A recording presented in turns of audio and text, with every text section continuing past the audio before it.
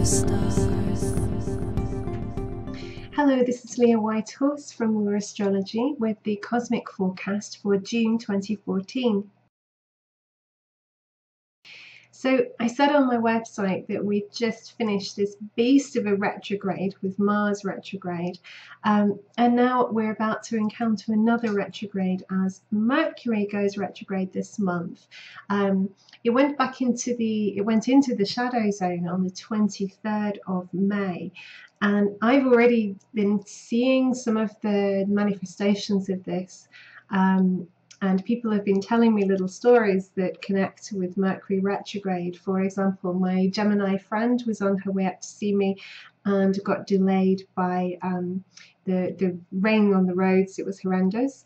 I was on the phone with someone having a discussion about Mercury retrograde and we got disconnected, so it was like a big cosmic joke. Another friend had a near miss on the motorway, and thankfully she's okay. And someone else told me that they had 2 cancelled appointments. So as we can see, Mercury is already up to tricks. What I noticed during this cycle is that Mercury is going to trine the North Node 3 times. Once just before the station retrograde, whilst Mercury is in shadow zone, once during the retrograde period, and once just after Mercury has stationed direct but is still in the shadow zone. So this repetition makes it stand out, and there's a sense that we're being called to purpose, to become consciously aware in order to balance our lives. So this is a learning period where it's necessary to stop and reflect upon where we are in order to figure out the next steps. When Mercury stations retrograde in Cancer, it's going to make a tense square to Mars and also to the Moon. So this can be quite a moody atmosphere with tensions running high, particularly around issues with family, perhaps children, home. So it may be a good time to consider how you communicate with members of your family, your parents, your kids, your brothers and sisters, aunts, uncles, grandparents. Think about, as a family, do you say what you feel? Or are there lots of issues kind of not really spoken about? Mercury turning retrograde in Cancer can raise issues that need to be talked through. There is a helpful trine though to Neptune, so this could help to calm some of this argumentative energy. So even just through quiet reflection, through listening to music, maybe go dancing, it's doing whatever it takes to tune into your spiritual self. And this in turn gives you a more of a feeling of compassion. It's easier to put yourself in another's place, in another's shoes. So that way you can better understand where other people are coming from. The trine to Neptune can, however, sometimes bring a tendency to gloss over issues, to sweep them under the carpet. So it is important to stay aware of what needs to be aired.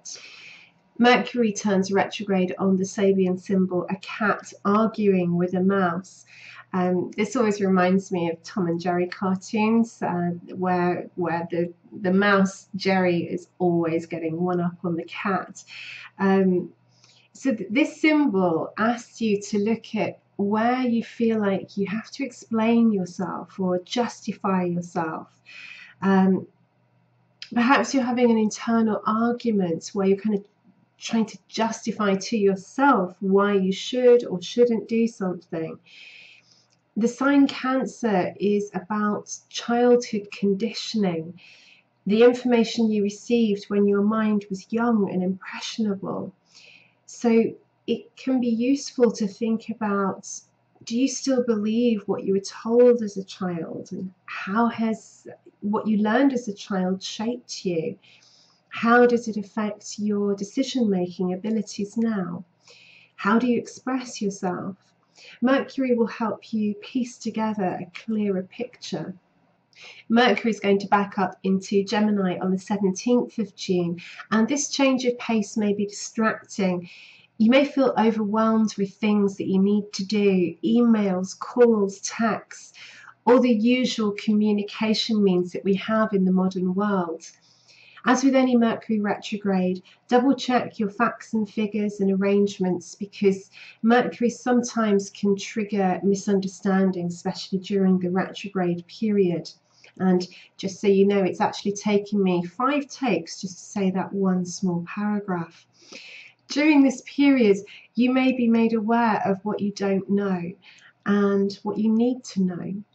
Maybe a key piece of information is missing. Maybe you find yourself locked in a situation where you just don't understand. And that's okay, because you're not meant to know everything. It's a process.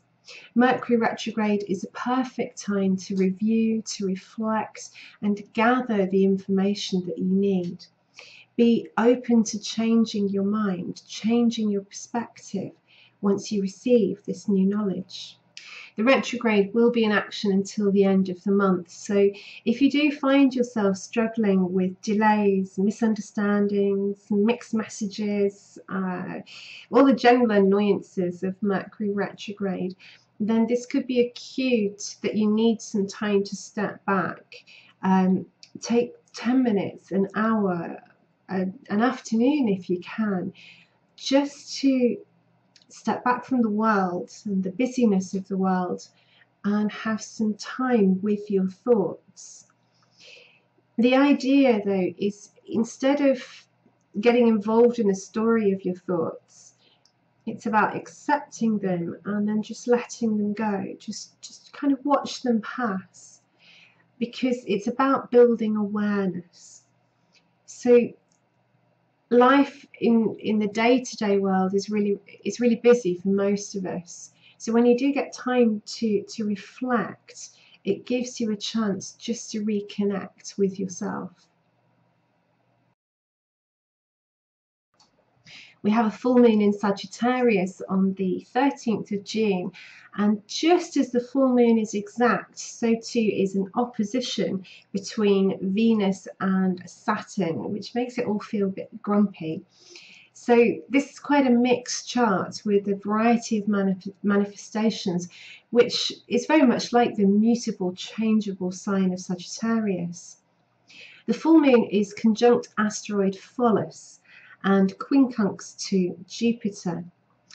In mythology, Phallus was a centaur, and he was the keeper of this bottle of wine that had been kept for generations. And one day he was entertaining Heracles, or Hercules in Roman mythology, and Hercules wanted to have this wine, so Phallus popped the cork on the wine.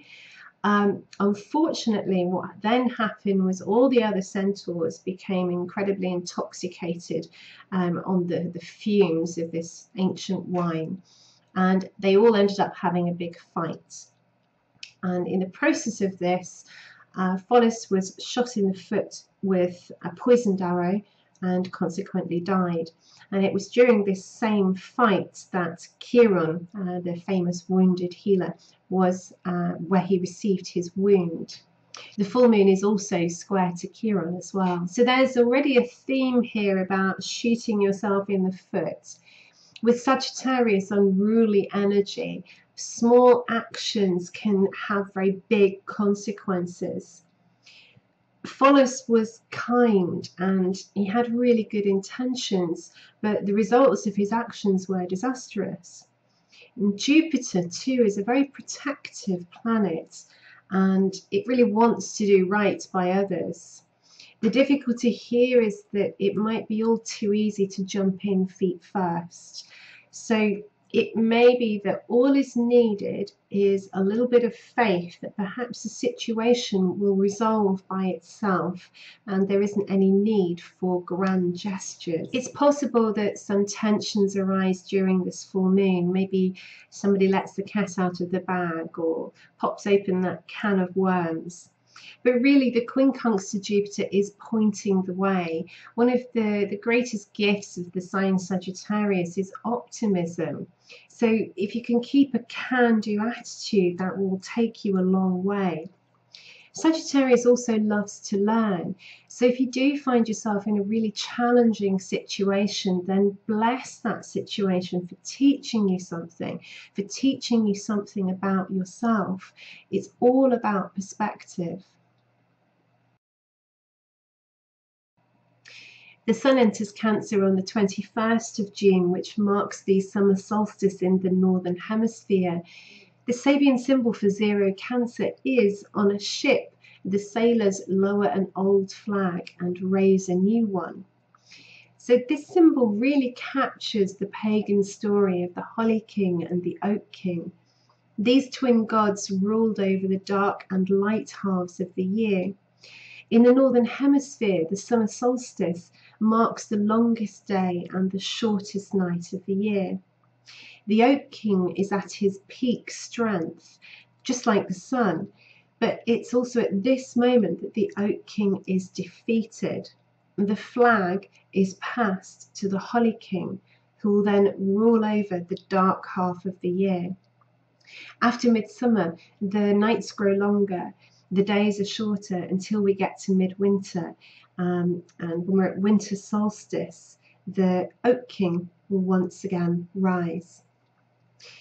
Typically, the summer solstice is a time to celebrate, to enjoy the light, to revel in the sunshine. Whether it's at Stonehenge or in your garden or on your balcony, close your eyes and turn your face to the sun. Feel the warmth. This is light. This is life. We wouldn't be alive without the sun. We couldn't exist. Say a prayer to the sun. Just say thank you to the sun. As the sun shifts into Cancer, it's also time to celebrate your own home as well. It's a great time to just wander through the house and bless each room. Give thanks for the roof over your head and the food on your table and the people who are in your life that you love and who are light in your life. And if you're not in a good space, physically, emotionally, or mentally, then just send out love to the people of the world. Think it from your heart. Feel it from your heart. Because the world is the big family that we all belong to. The new moon in Cancer occurs on the 27th of June. And this is a powerful new moon because the moon is ruler of the sign Cancer. And it connects to ideas around self-love and self-care. Cancer and the moon are symbols of the mother figure. So this is your own mother and the archetype of the divine mother as well, the divine mother goddess. It's also your own inner mother. And of course, if you are a mother, during this lunation, set the intention to nurture your inner child, to care for yourself. Pay attention to how you feel emotionally and physically and respond in a way that's supportive.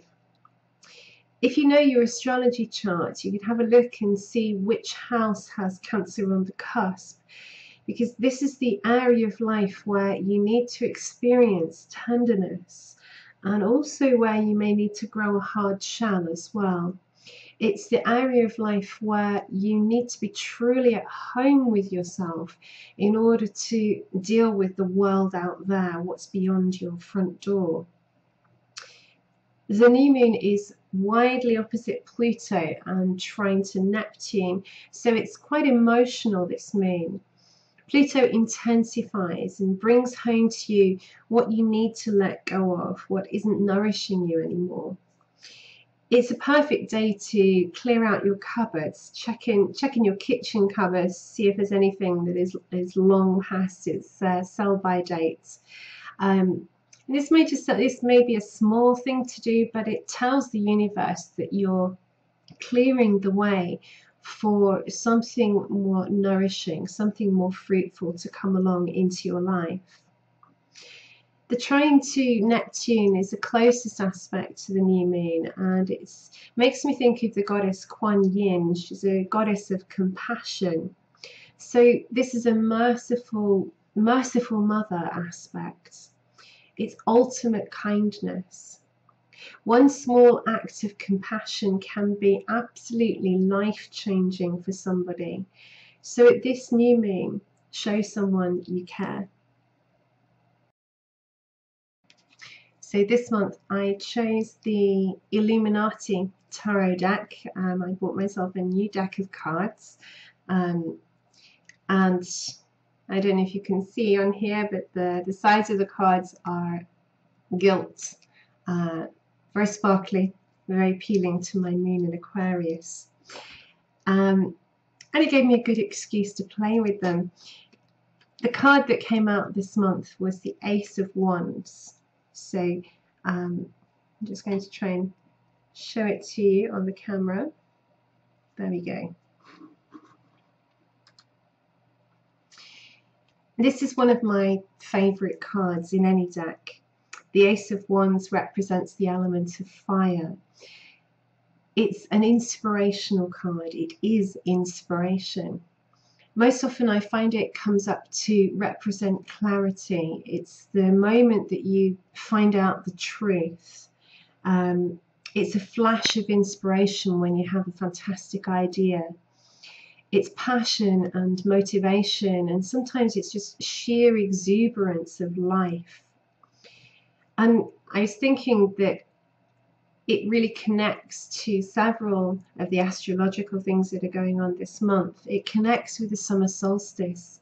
Perhaps it's the spark that lights the midsummer fires that are traditional around this time, a traditional way of honouring the sun. In this particular deck, the wand is thrust out of the clouds. So there is a sense that this is divine inspiration.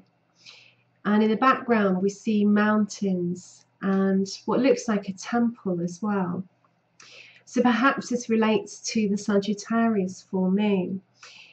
Sagittarius is also connected to faith and to a spiritual quest. It's not one religion, it's all religions and all spiritual paths. It's about those things that inspire you, and they inspire you to keep searching. It's about enlightenment. So this month, maybe part of the quest is about looking to see what inspires you. Maybe there's a writer or a teacher or a mentor who can help you to learn. Like the theme of Sagittarius full moon and also Mercury Retrograde as well, it's about being open to learning. It is a very open and freeing card.